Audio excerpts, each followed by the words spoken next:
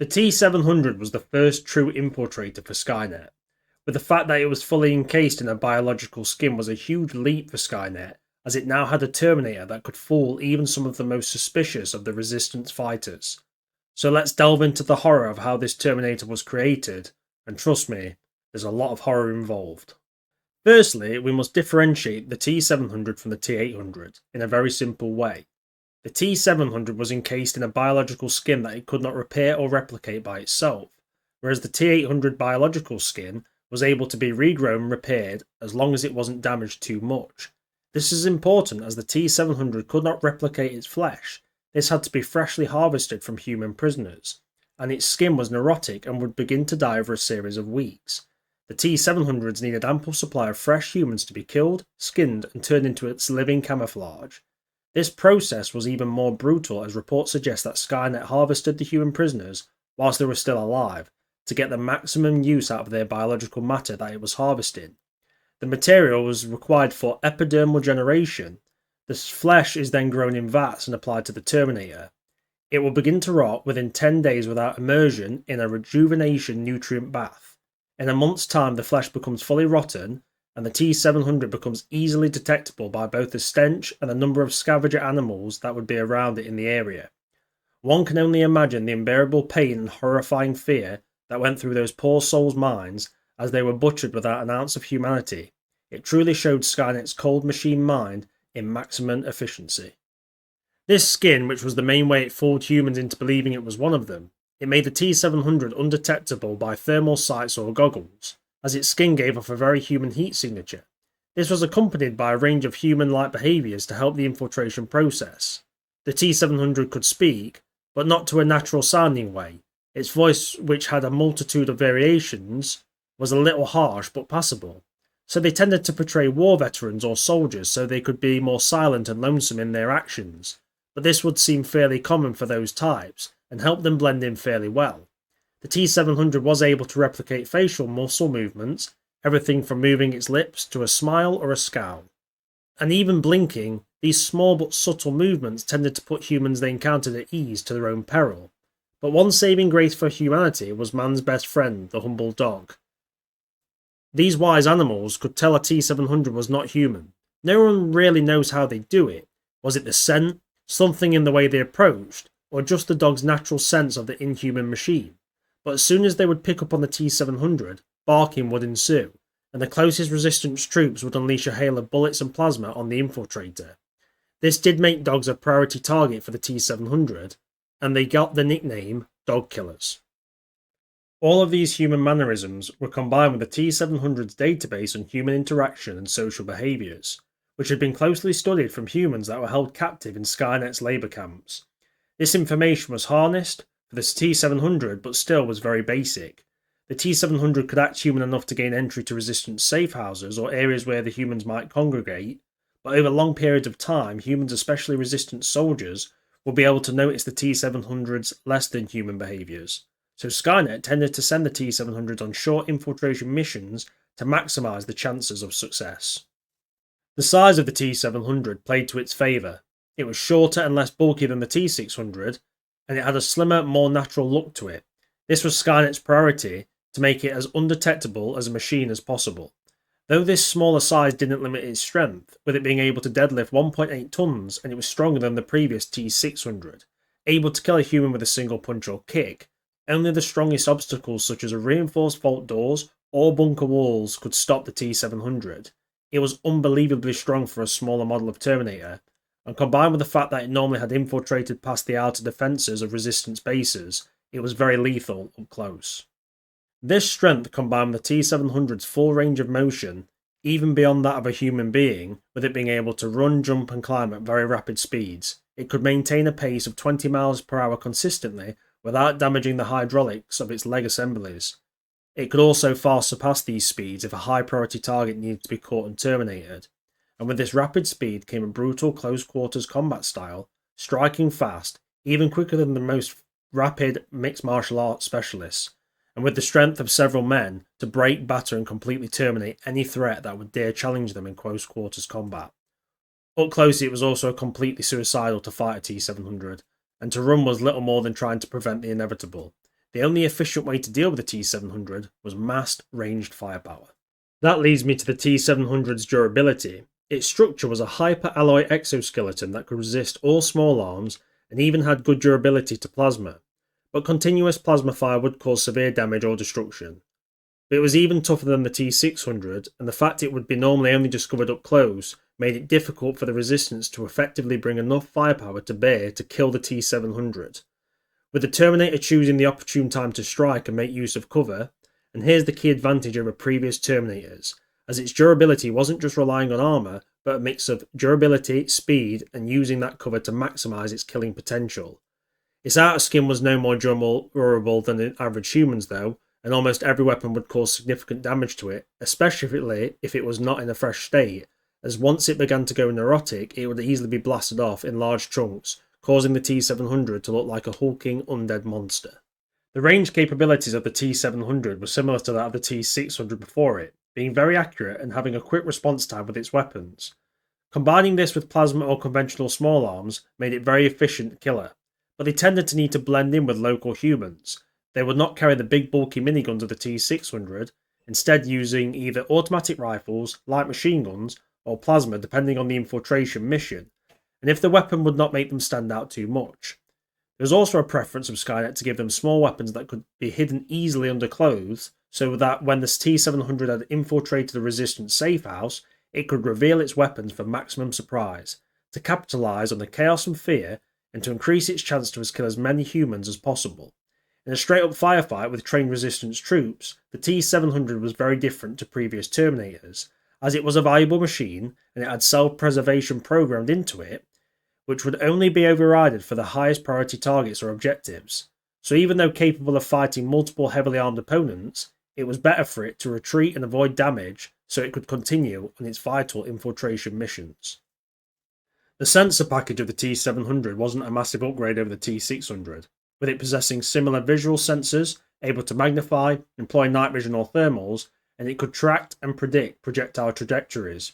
One big difference was when it went into its visual scanning mode, its eyes would glow with a red light, so the T-700 would have to use goggles or some kind of shades to blend in whilst using this scanning feature. Its audio abilities were fantastic, being able to locate and differentiate thousands of sounds at once, and even the slightest noise could allow the T-700 to find its target. Still, this was nowhere near as advanced as the future T-800, but it would still give it the ability to dominate the battlefield and be very effective with its infiltration missions.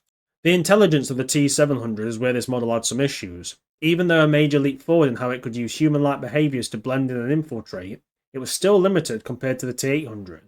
Now this was partially by design, as due to issues with the advanced CPU of the T-600 and Skynet's growing paranoia about the possibility of a self-aware machine rebelling against it, Skynet decided to scale back the intelligence of the next model, the T-700. This temporary step was taken to ensure greater control until a more stable and advanced neural processor could be perfected for later models like the T-800.